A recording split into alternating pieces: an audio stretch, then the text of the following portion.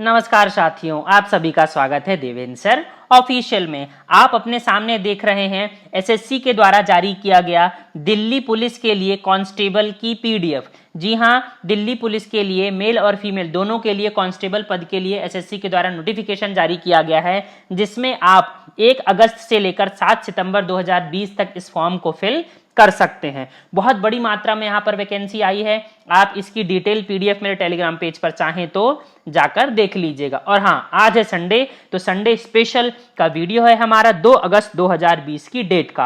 आपको पता है संडे के दिन हम पूरे के पूरे एक सप्ताह के करंट अफेयर को कंपाइल करते हैं सिर्फ 20 मिनट में। तो आपको बेस्ट करंट अफेयर देने की कोशिश होगी, जो आपके प्रश्न पत्र में प्रश्न मेरे हिसाब से बनने ही चाहिए। नोट्स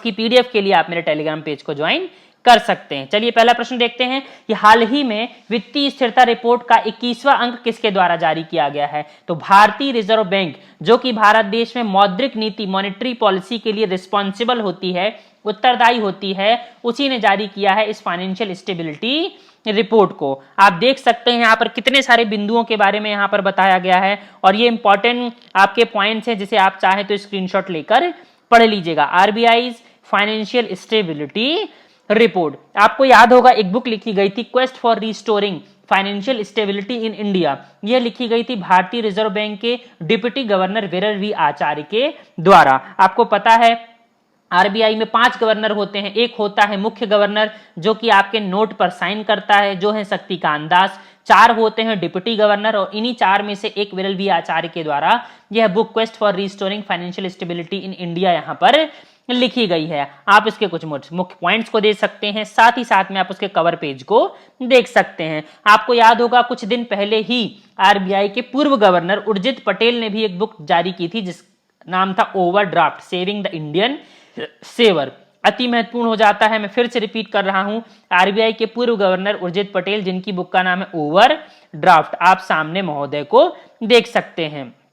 इन्होंने इसमें 9R रणनीति का जिक्र इस बुक में किया था। इसके अलावा आपको याद होना चाहिए उर्जित पटेल को ही NIPFP it means national institute of public finance and policy का भी नया अध्यक्ष बनाया गया था। दिल्ली स्थित थिंक टैंक है यह।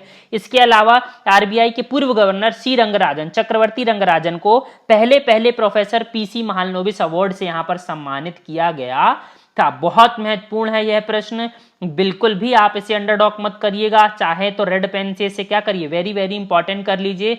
मैं फिर रिपीट कर रहा हूं, भारत देश का पहला प्रोफेसर PC महालनोबिस पुरस्कार दिया गया है आधिकारिक सांख्यिकी में लाइफ टाइम अचीवमेंट के लिए C रंगराजन को। आपको पता है बहुत सारी कमिटीज के ये क्या है, अध्यक्ष भी रहते हैं C रंगराजन। आप डिटेल यहां पर देख सकते हैं।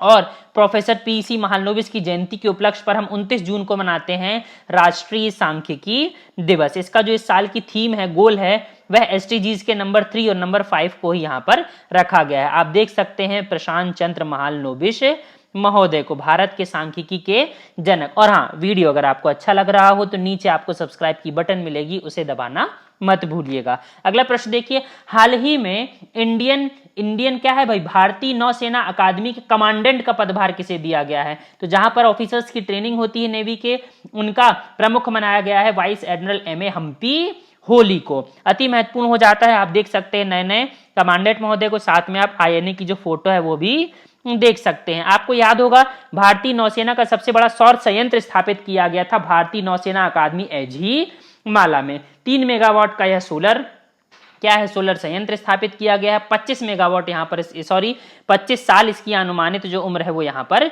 रखी गई है। भारत देश का एक मिशन है जहां से बार बार क्वेश्चन बनते रहते हैं, नेशनल सोलर मिशन। इसके तहत वर्ष 2022 तक 100 गीगावाट सोलर एनर्जी का यहाँ पर प्रोडक्शन का लक्ष्य रखा गया है।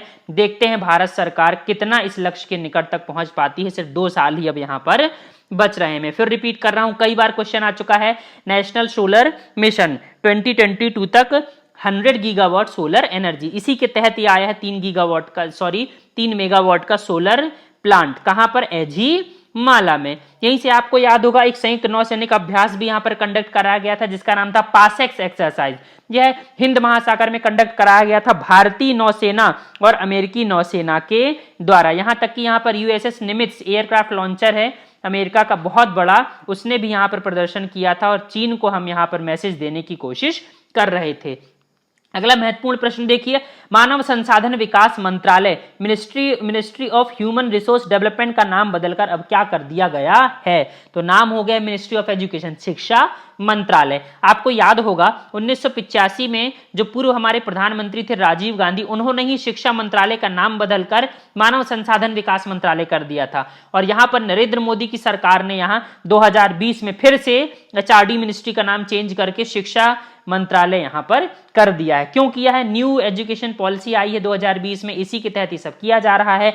हाल फिलहाल में भारत देश के अंतिम एचआरडी मिनिस्टर हैं रमेश पोखरियाल निशंक, जो अब बनेंगे पहले शिक्षा कौन से भाई मंत्री, कब? 2020 में। आप देख सकते हैं मंत्री महोदय के साथ मिनिस्ट्री ऑफ एजुकेशन को। अगला प्रश्न भी इसी से संबंधित है कि हाल ही में स्वीकृत नेशनल एजुकेशन पॉलिसी 2020 कब की शिक्षा नीति को यहां पर क्या करने वाली है? ओवरलैप करने वाली है। तो 34 वर्ष पुरानी राष्ट्रीय शिक्षा नीति 1986 को यहां पर ओवरलैप करेगी या इसकी जगह लेगी 2020 की न्यू एजुकेशन पॉलिसी। प्रमुख लक्ष्य रखा गया है कि 2035 तक 50% सकल नामांकन अनुपात यहां पर रख दिया जाए और नई जमाने की 21वीं सदी की पहली शिक्षा नीति होगी।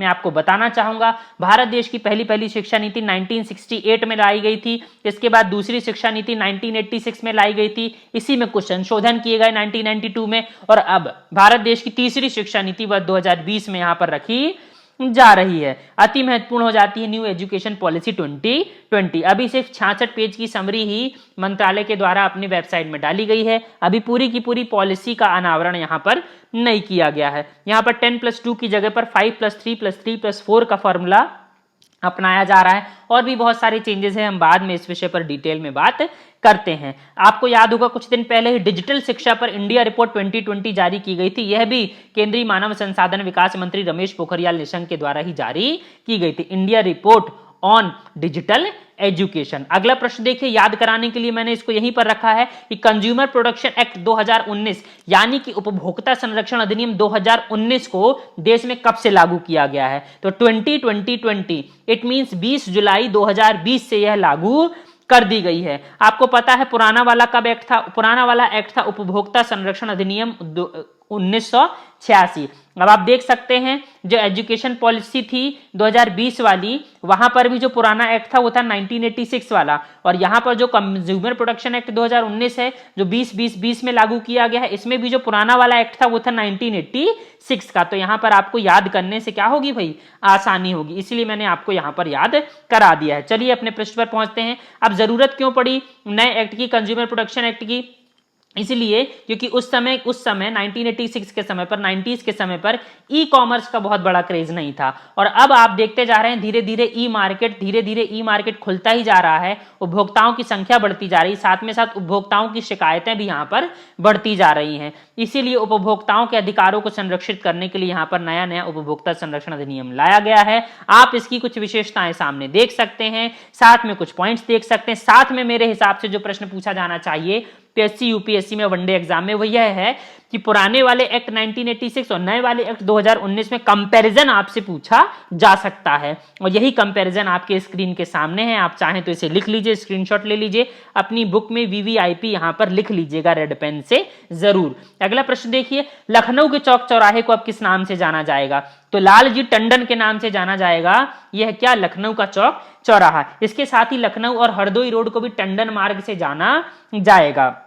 मैं आपको बताना चाहूंगा यहां पे एक प्रश्न और आ सकता है कि लखनऊ में हजरतगंज चौराहे का नाम बदलकर अटल चौक कर दिया गया। तो बिल्कुल भी कंफ्यूज मत होइएगा, हजरतगंज चौराहा है अटल चौक, और चौक चौराहे का नाम है टंडन चौक, और लखनऊ हरदोई रोड का नाम है टंडन रोड। अति महत्वपूर्ण हो जाता है लालजी टंडन। आपको पता है लालजी टंडन की अभी अभी क्या है मृत्यु हो गई थी मध्य प्रदेश के राज्यपाल के पद पर रहते हुए। इनका जो बेस यही है कि भाई ये मुख्यतः कहां से आते थे? लखनऊ से आते थे, वहीं से ये पार्षद बने थे पहली बार, और यहीं से इन्होंने अपने राजनीतिक जीवन की शुरुआत करी थी। बेसिकली जब अटल जी जब राष्ट्रीय राजनीति में बिजी होते थे, तब जो लोकल कॉन्स्टिट्यूएंसी है लखनऊ की, उसकी जिम्मेदारी पूरी की पूरी लालजी टंडन के ही पास होती थी। बहुत अच्छे से इन्होंने मैनेज किया था, और बाद में राज्यपाल के पद पर रहते हुए भी इन्होंने मध्य प्रदेश में भी अपना योगदान दिया, और इनकी बीमारी की वजह से आनंदीबेन पटेल को यहाँ का अतिरिक्त प्रभार दिया गया था राज्यपाल का, और उनकी मृत्यु के बाद फिर से मध्य प्रदेश की राज्यपाल बन गई हैं आनंदीबेन पटेल। ऑलरेडी उत्तर प्रदेश की राज्यपाल ये पहले से ही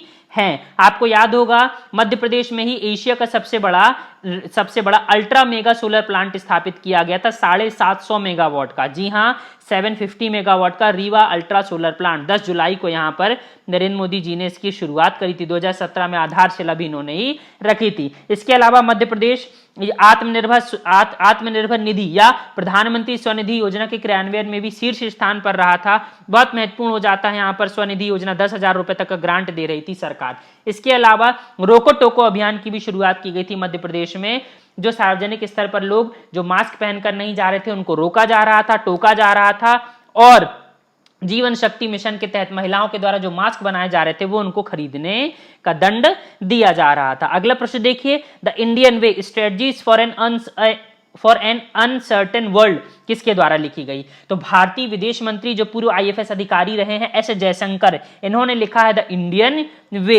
यहां पर इन्होंने विदेश नीति में की अतीत में भारत देश की 3 बड़ी गलतियों का जिक्र किया है। तीनों गलतियां आपके सामने आपको दिख रही हैं। आप फोटो कवर देख सकते हैं पेज का, साथ में हमारे विदेश मंत्री महोदय को देख सकते हैं। इसके अलावा आपको याद होगा his holiness the 14 Dalai Lama, यह भी एक पुस्तक लिखी गई थी तेंजिंग गेयर टेथांग के द्वारा। जो दलाई लामा है हाल फिलहाल में तिब्बत के, उन्हीं के ऊपर एक किताब लिखी गई है। आपको ज्ञात होगा 1959 में चीन के द्वारा तिब्बत पर कब्जा करने के बाद ये भारत देश के हिमाचल प्रदेश में धर्मशाला में अपनी निर्वासित सरकार के साथ उसी समय से आज तक रह रहे हैं। अब देखते हैं आगे कहां तक ये कहानी चलती है। आपको याद होगा इफ इट ब्लीड्स पुस्तक का भी अनावरण किया गया था स्टीफन किंग के द्वारा, जिनकी बहुत सारी किताबों पर हॉलीवुड की मूवीज भी बन चुकी हैं। आपको याद होगा सूरज कदे मर्दा नहीं बुक लिखी गई थी बलदेव सिंह सदाकर्णन के द्वारा, जिसमें उन्होंने उधम सिंह की 80वीं जन्मतिथि के उपलक्ष्य पर ये पूरा का पूरा अनावरण करने की बात कही थी। आपको पता है उधम सिंह आपको पता है 13 अप्रैल 1919 की घटना जलियांवाला बाग हत्याकांड,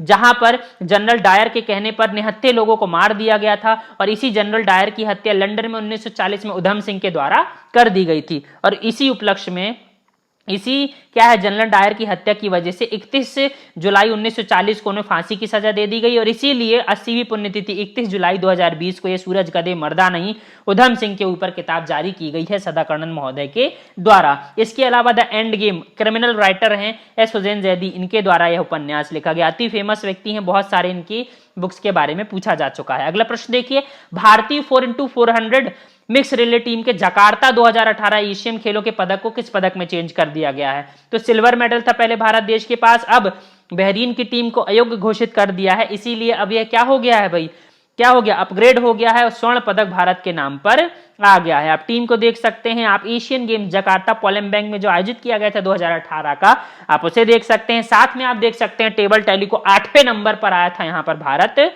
देश। इसके अलावा आपको याद होगा अगली बार का एशियन गेम्स 19वां वाला हांगजाऊ चाइना में 2022 में आयोजित किया जाएगा, और कोरोना काल में ही जब पूरी धरती कोरोना से जूझ रही थी, इसी समय पर चाइना के द्वारा 3 मैस्कट, जो ये 3 डॉल हैं जिन्हें 3 ट्रिपलेट्स का नाम दिया गया है चाइना के द्वारा, यह मैस्कट या शुभंकर जारी कर दिया गया, जिनका नाम है कॉन्ग लियन लियन और चैन चैन। भूलिएगा मत, प्रश्न बनने की संभावना बनती है मेरे हिसाब से। अगला प्रश्न देखिए, खेल से संबंधित है कि खेलो इंडिया यूथ गेम्स के 4थे संस्करण की मेजबानी कौन करेगा? तो हरियाणा यहां पर करने वाला है, हरियाणा के पंचकुला में आयोजन किया जाएगा। आपको याद होगा जो पहला गेम आयोजित किया गया था 2018 में, उसमें शीर्ष स्थान पर रहा हरियाणा 102 पद के साथ में। इसके अलावा 2019 और 2020 में दूसरा और तीसरा संस्करण स्थापित किया, दोनों में है दूसरे स्थान पर रहा, इसीलिए चौथे गेम्स को यहां पर हरियाणा को आयोजित करने का मौका मिल रहा है। हरियाणा हिंदी भाषी क्षेत्र है, इसलिए पंजाब राज्य से टूटकर हरियाणा का निर्माण हुआ था। अगला प्रश्न देखिए, स्पेस से संबंधित है, स्वतंत्र रूप से अपने पहले मंगल मिशन तियानवे-1 का सफल लॉन्च किसके द्वारा किया गया है? तो चीन देश के द्वारा किया गया है। यहां पर उनके सबसे हैवी रॉकेट मार्स 5 रॉकेट के द्वारा 5 टन वजनी से क्या है भाई, यान का प्रक्षेपण किया गया। अति महत्वपूर्ण हो जाता है, आपको ज्ञात होना चाहिए, तियानवे-1 का अर्थ होता है क्वेश्चंस टू हेवन, अर्थात स्वर्ग से सवाल। महत्वपूर्ण क्यों हो जाता है? महत्वपूर्ण इसलिए हो जाता है क्योंकि इसने अपने एक ही यान में ऑर्बिटर, लैंडर, रोवर तीनों को साथ में भेज दिया है। आपको ज्ञात होना चाहिए कि आज तक किसी भी स्पेस एजेंसी ने एक साथ में तीनों चीज नहीं भेजी, या तो वो ऑर्बिटर ही भेजता है या तो वो लैंडर और रोवर ही भेजता है। आज तक नहीं हुआ है। अगर ऐसा होता है तो यह अपने आप में विश्व रिकॉर्ड होगा, और चाइना सारे के सारे देशों को यह बताने में सफल होगा कि वह स्पेस टेक्नोलॉजी में सबसे आगे है। इसके अलावा मंगल पर जाने का प्रयास 2011 में चाइना ने किया था। डेस्टिन नाम के ऑर्बिटर को रूस की सहायता से भेजने की कोशिश की थी, जो कि असफल रहा। अब देखते हैं तियानवेन 1 कहां तक पहुंचता है। आपको याद होगा कुछ दिन पहले ही अरब जगत के पहले या किसी मुस्लिम बहुल देश का पहला मानव रहित मंगल मिशन यहां पे होप जारी किया गया है। इसे यूएई के द्वारा, संयुक्त अरब अमीरात के द्वारा एमिरेट्स मार्स मिशन का नाम दिया गया है। इसे जापान के सहयोग से HIIA रॉकेट के जरिए यहां पर प्रक्षेपित किया गया है। आप सैटेलाइट को देख सकते हैं, आप इसके प्रमुख पॉइंट को देख सकते हैं। अति महत्वपूर्ण है, किसी मुस्लिम देश का पहला यहां पर मंगल मिशन होने वाला है। अगर देखते हैं पांचवा देश कौन सा बनता है, या तो चीन पांचवा देश बनेगा मंगल पर पहुंचने वाला, या तो अरब, या तो ये संयुक्त अरब अमीरात बनेगा। देखते हैं इस 5 नंबर की पोजीशन कौन हासिल करता है। चौथे नंबर पर मंगल पर पहुंचने वाला देश था भारत देश। आप देख सकते हैं भारत देश के मंगल मिशन को, जिसने पहले ही बार में सफलता हासिल कर ली थी। आपको यह प्रश्न भी याद होना चाहिए कि मंगलयान की फोटो को 2000 के नोट में जगह दी गई है। आपको याद होगा कुछ दिन पहले ही दक्षिण अफ्रीका के पहले सैन्य सैटेलाइट NSS-2 का भी यहां सफलतापूर्वक प्रक्षेपण किया गया था। इसके लिए यूएसए की एक प्राइवेट सैटेलाइट की कंपनी है स्पेस एक्स, उसके फॉल्कन 9 रॉकेट का उपयोग किया गया था। तो बिल्कुल भी मत भूलिएगा, यहां पर NSS-2 जो दक्षिण अफ्रीका का सैटेलाइट है, उसने स्पेस एक्स की मदद से यहां पर अपने यान को छोड़ा। इसके अलावा जो होप नाम का जो सैटेलाइट है, किसका, अरब जगत का या यूएई का, उसने जापान के HIIA रॉकेट का उपयोग किया था। तो दोनों मत भूलिएगा, कंफ्यूजन की स्थिति बन सकती, प्रश्न बनना चाहिए।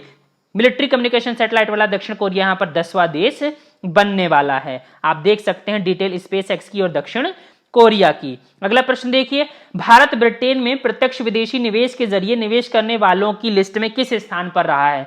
तो अब भारत FDI के क्षेत्र में ब्रिटेन में दूसरा सबसे बड़ा क्या हो गया है भाई, निवेश करने वाला देश बन गया। संयुक्त राज्य अमेरिका सबसे ज्यादा निवेश करता है ब्रिटेन में, उसके बाद भारत देश आ गया है। यह वही ब्रिटेन है जिसने 200 साल तक भारत देश में शासन किया था। आज हम यहां पर क्या कर रहे हैं, देखिए कितनी बड़ी मात्रा में निवेश कर रहे हैं। डेट याद रखिएगा, EU से ब्रिटेन के हटने की डेट, ब्रेग्जिट की डेट 31 जनवरी 2020 पूछी जा सकती है। अगला प्रश्न देखिए, लगातार दूसरे साल भी भारत देश का सबसे बड़ा व्यापारिक साझेदार कौन रहा है। तो 19-20 में भारत देश का सबसे बड़ा ट्रेड पार्टनर रहा संयुक्त राज्य अमेरिका।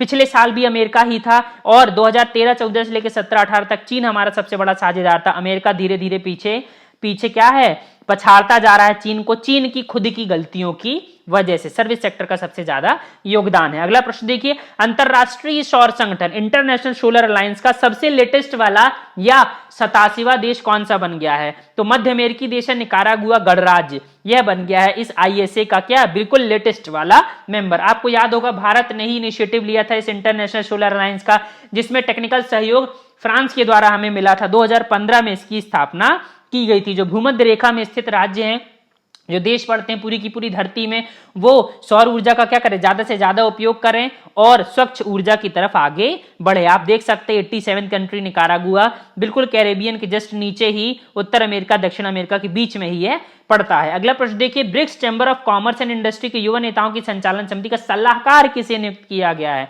तो साहिल सेठ यहां पर बने हैं 2020 से लेकर 2023 तक के लिए सलाहकार। अगला प्रश्न देखिए, विदेश मंत्रालय में सचिव ईस्ट किसे नियुक्त किया गया है। तो बांग्लादेश में अब तक हाई कमिश्नर रही रीवा गांगुली दास को बनाया गया है यहां पर विदेश मंत्रालय में सचिव ईस्ट। तो बांग्लादेश में कौन बने हैं, बांग्लादेश में बन गए नए कमिश्नर बने हैं विक्रम दुर्रई स्वामी। इसके अलावा अफगानिस्तान में भी नए राजदूत बनाए गए हैं जिनका नाम है रुदेंद्र टंडन। तो आप देख सकते हैं बहुत इंपॉर्टेंट हमारे एम्बेसडर जिनसे प्रश्न पूछे जाने की संभावना बनती है। अगला प्रश्न देखिए, प्रोफेसर CS शेषाद्री का निधन हो गया है, ये क्या थे।